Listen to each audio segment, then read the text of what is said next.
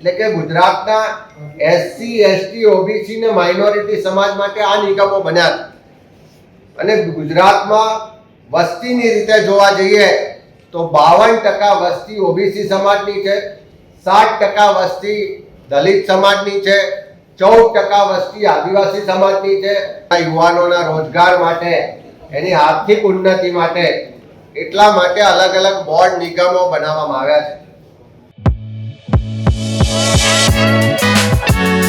વિકાસના નારા આપીને સત્તા પર બેઠેલી ભારતીય જનતા પાર્ટીની ડબલ એન્જિન સરકારના શાસનમાં કઈ રીતે એસસી એસટી ઓબીસી માઇનોરિટી સમાજને રોજગારની રીતે, શિક્ષણની રીતે, આર્થિક રીતે પાછળ રાખવાનું એક વ્યવસ્થિત આયોજનબદ્ધ એક ષડયંત્ર ચાલી રહ્યું છે, એનો પુરાવો આજે વિધાનસભાની પ્રશ્નોત્તરીના આંકડા પરથી સ્પષ્ટ રીતે સાબિત થાય છે.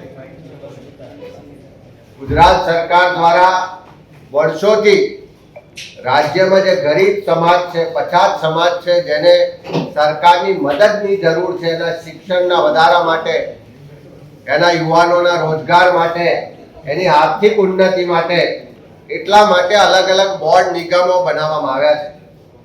સામાજિક ન્યાય અને અધિકારીતા વિભાગ અંતર્ગત 9 જેટલા બોર્ડ નિગમો અલગ અલગ સમાજ માટે, એના આર્થિક, સામાજિક, શૈક્ષણિક ઉત્થાન માટે સ્થાપવામાં આવ્યા છે.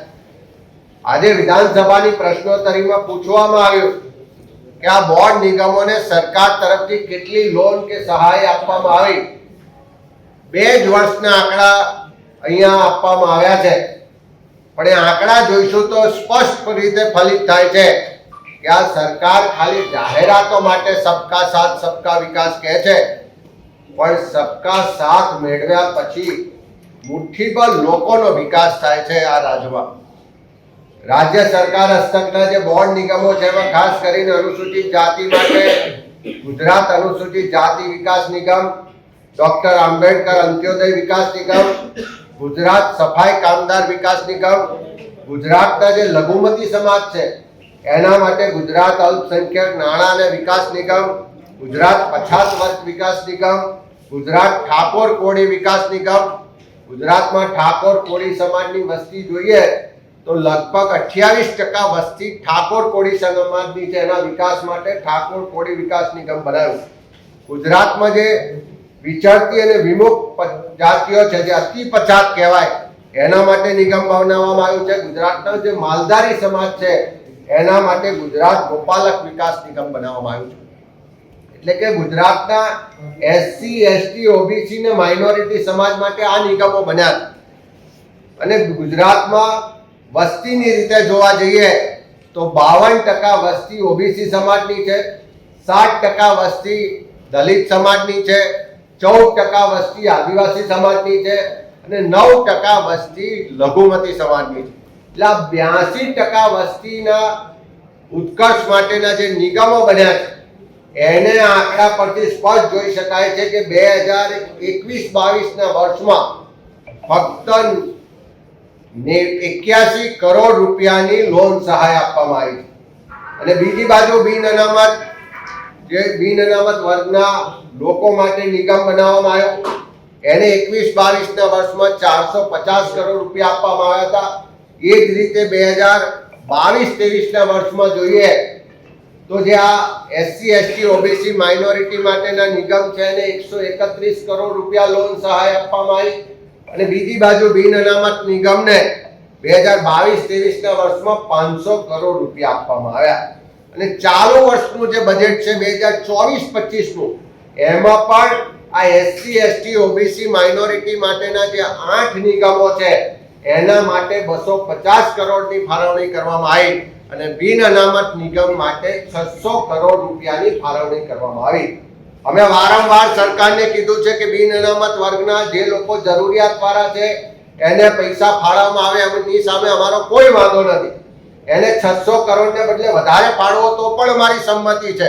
પણ જે એસસી એસટી ઓબીસી માઇનોરિટી સમાજ ખરેખર ગરીબ છે, ખરેખર એને આર્થિક ઉપાર્જન માટે સરકારની મદદની જરૂર છે, એના બાળકોના શિક્ષણ માટે સરકારની મદદની જરૂર છે, એના રોજગારના આર્થિક ઉપાર્જન માટે સરકારની મદદની જરૂર છે. એ નિગમોને શું કામ રકમ નથી ફાળવતા? એક બાજુ એક સમાજ માટે 600 કરોડ રૂપિયા ફળવાય અને બીજી બાજુ 82% વસ્તી ધરાવતા સમાજો માટે ફક્ત 250 કરોડ રૂપિયા ફળવાય.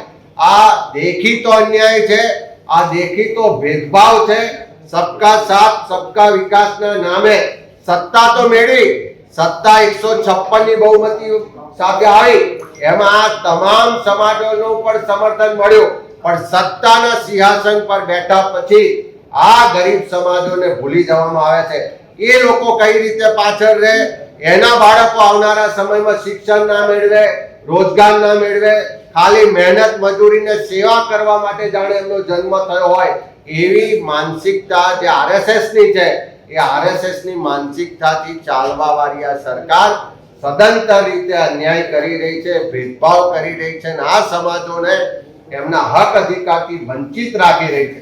કારણ કે સરકારની તિજોરીમાં જે ટેક્સ રૂપે આવક થાય છે એમાં તમામ સમાજના લોકોનો ફાળો છે અને જેની જેટલી વસ્તી વધારે છે એટલા પ્રમાણમાં એમનો ફાળો પણ ડાયરેક્ટ કે ઇનડાયરેક્ટ સરકારની તિજોરીમાં જમા થતા ટેક્સમાં મોટો છે.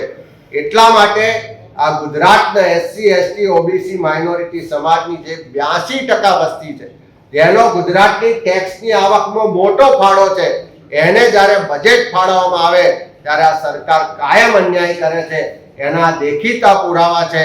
મારી તો માન્ય નરેન્દ્રભાઈ આખા દેશમાં જે ઓબીસી ના નામે રાજનીતિ કરે છે કે હું ગરીબ સમાજમાંથી આવું છું, ઓબીસી સમાજમાંથી આવું છું, તો એમના રાજ્ય ગુજરાતમાં છેલ્લા અનેક સમયથી, ઘણા વર્ષોથી આ જે નિગમોમાં રકમ સહાય બજેટ ફાળવણીમાં આ સમાજોને અન્યાય થઈ રહ્યો છે, એ દેખીતો અન્યાય છે. અને સરકાર દ્વારા આ ભેદભાવની રાજનીતિ ચાલે છે. આ સમાજને આર્થિક, સામાજિક, શૈક્ષણિક રીતે પાછા પાડવા માટેનું, પાછળ રહે એ માટેનું એક આ વ્યવસ્થિત આયોજનબદ્ધ કાવતરું ચાલી રહ્યું છે.